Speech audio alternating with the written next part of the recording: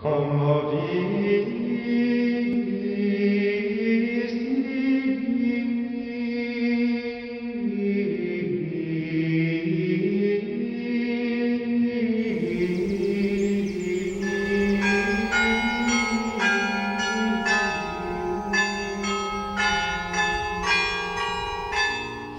en fait, on parle de l'abbaye d'Aulne dès le 7e siècle. Plus précisément en 657, Saint Landelin a fondé cette abbaye ainsi que d'autres, celle de l'abbaye de Lobbes et deux dans le nord de la France. En fait, Saint Landelin au départ n'était pas un saint puisque c'était un bandit, Morosus. Et à la suite d'un entretien avec Saint Aubert, eh bien, il a décidé de se repentir, d'arrêter ses bêtises et donc il a fondé plusieurs abbayes, dont celle d'Aulne. Il va lui donner le nom d'abbaye d'Aulne en raison des aulnes qui poussaient dans les alentours et qui étaient, il y en avait partout et donc il l'a appelée l'abbaye d'Aulne. Alors cette pierre est une pierre commémorative. Alors on voit plusieurs éléments. Alors on voit tout d'abord la Vierge d'Aulne ici avec l'enfant et un homme agenouillé. Et juste ici en dessous, il y a une inscription en latin qui dit « Saint Landelin bâtit cet édifice et lui donna le nom d'Aulne en raison des aulnes qui poussaient dans les alentours. » Alors, cette pierre parle d'elle-même. Longtemps, on a dit que c'était Saint Landelin qui était agenouillé là, ce qui est logique. Mais apparemment, après des études, on s'est aperçu que ce n'était pas Saint Landelin, mais Saint Bernard. Saint Bernard qui aura un très grand rôle ici à l'abbaye d'Aulne, puisqu'il va faire de cette abbaye une abbaye cistercienne. Donc au départ, l'abbaye d'Aulne est une abbaye bénédictine. Alors il ne faut pas vous imaginer au 7e siècle de grands bâtiments. C'était quelques chaumières, une petite chapelle et quelques moines.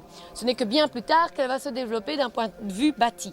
Au départ bénédictine, comme Lobbes, elle deviendra cistercienne après, au XIIe siècle, à l'arrivée de Saint Bernard de Clairvaux. Donc, l'eau qui représente la Sambre juste ici à côté.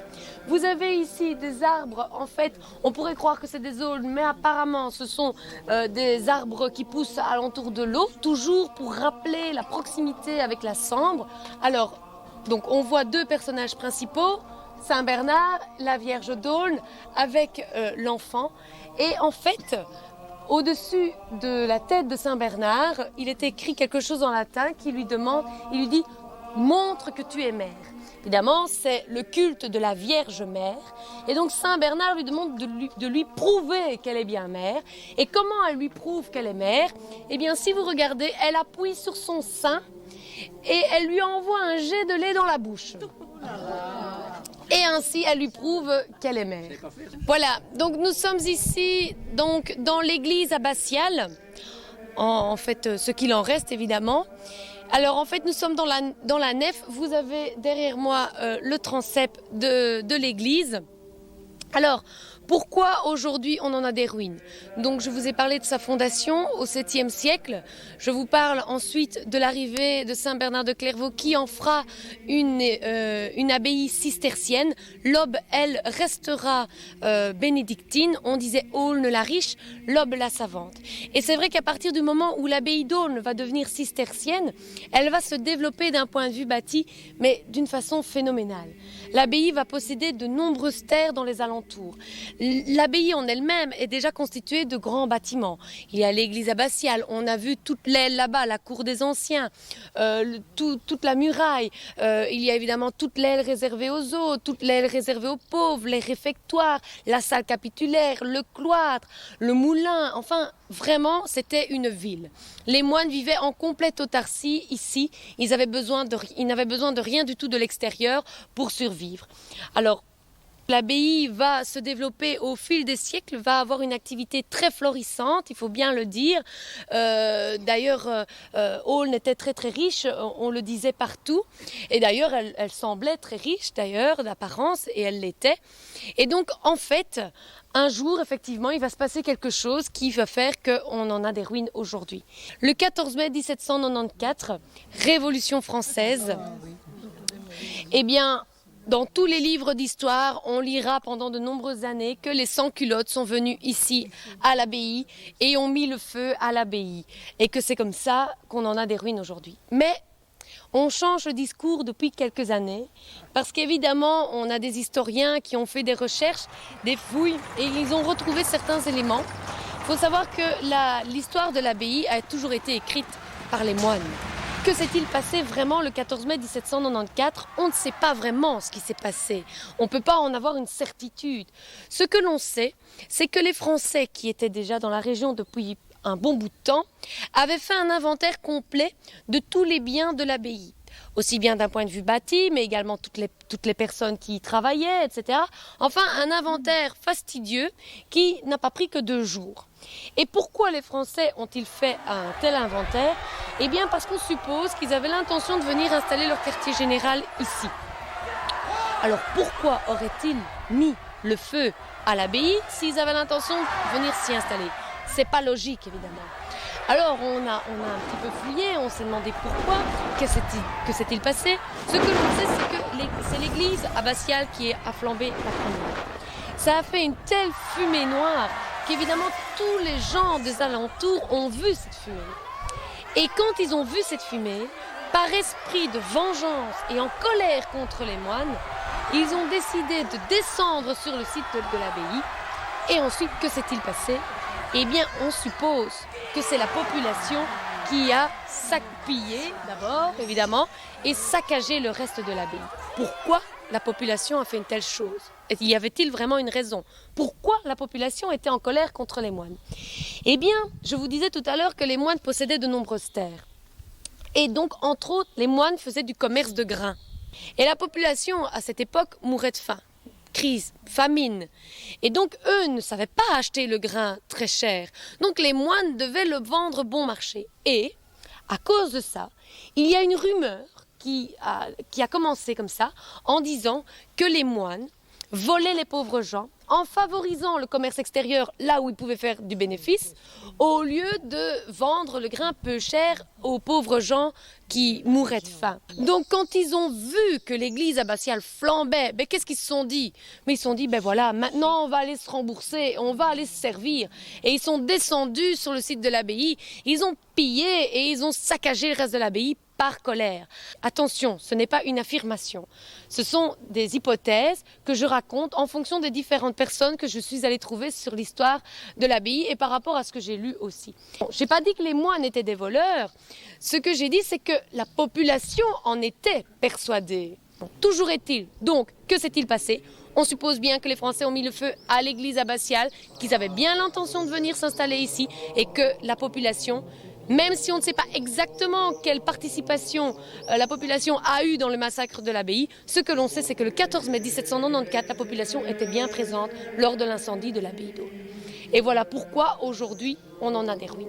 Les moines n'ont pas eu beaucoup de chance parce que, si vous voulez, à un certain moment, au début du XVIIIe siècle, ils se sont aperçus qu'ils avaient donc de bonnes économies, ils avaient bien construit leur abbaye, mais comme l'abbaye s'était construite au fil des siècles, elle n'avait pas le même style partout. Et donc, comme les moines avaient fait de bonnes économies, qu'ils avaient bien travaillé, ils ont décidé de restaurer leur abbaye, début 18e. Qu'est-ce qu'ils ont fait? Eh bien, pour tous les bâtiments qui formaient la cour d'honneur, ils ont remis toutes les mêmes façades de style classique. Ainsi, ils avaient un style homogène et pour les invités qui entraient donc dans l'abbaye, c'était évidemment très joli puisqu'il y avait toute cette cour de style homogène.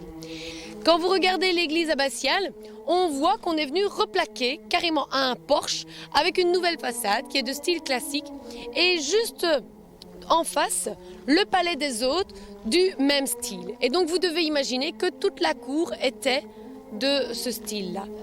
Sous nos pieds, c'est un véritable gruyère. Les cisterciens étaient très très forts pour tout ce qui était réseau souterrain.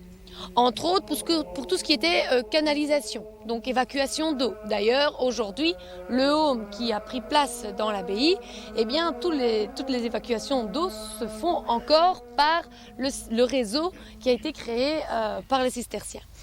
D'ailleurs, c'est inondé.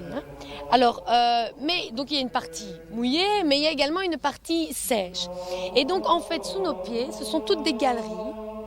Et ces galeries servaient à quoi? Eh bien, on disait Aulne la riche, l'aube la savante. Pourquoi l'aube la savante? Eh bien parce que l'aube, elle, était restée intellectuelle et que les cisterciens, eux, avaient remis au goût du jour le travail dit manuel.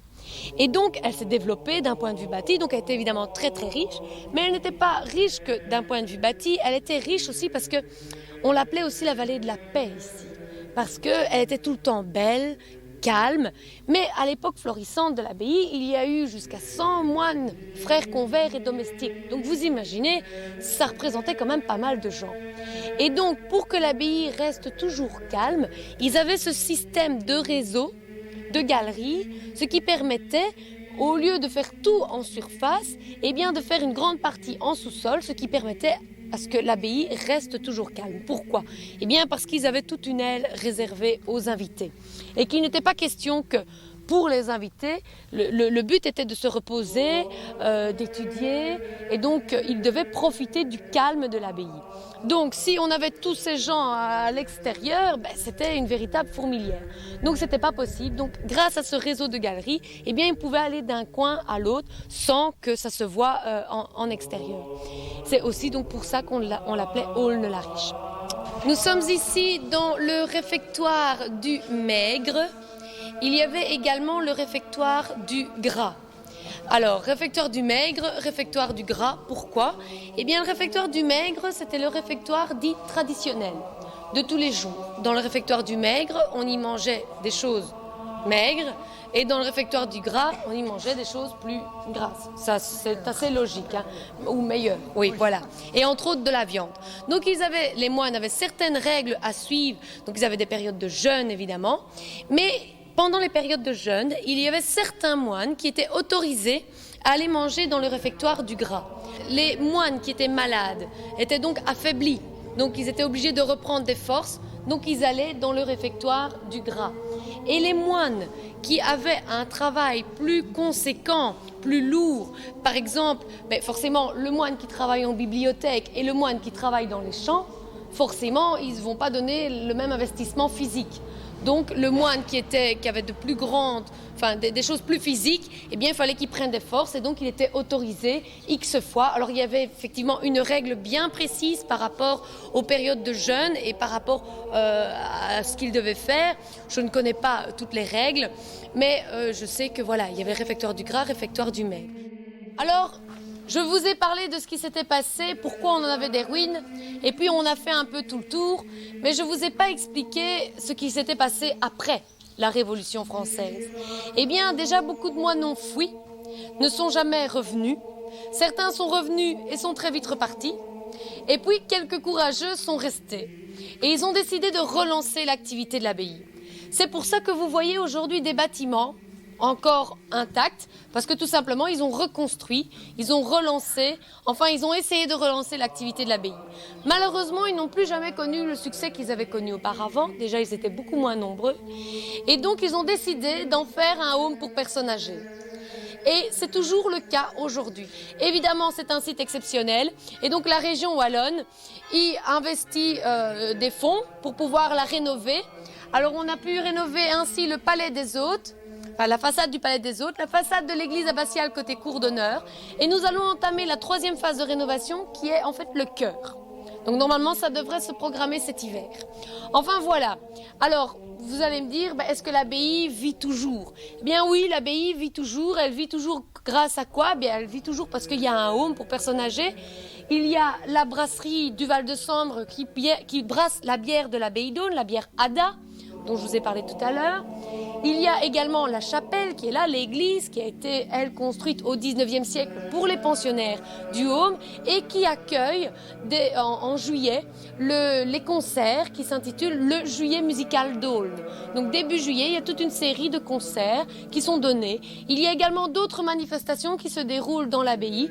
Il y a les journées du patrimoine, il y a également l'ordre des chevaliers d'Aulne, toutes sortes de choses qui s'y passent, qui font vivre cette abbaye. Et puis surtout, eh bien, ce sont les visiteurs qui viennent forcément la visiter, s'intéresser à son histoire. Et grâce à ça, eh bien, ça permet à l'abbaye d'Aulne de vivre toujours, même s'il y en a qui disent que c'est qu'un tas de vieilles pierres. Eh bien non, ces pierres, elles sont là depuis bien plus longtemps que nous.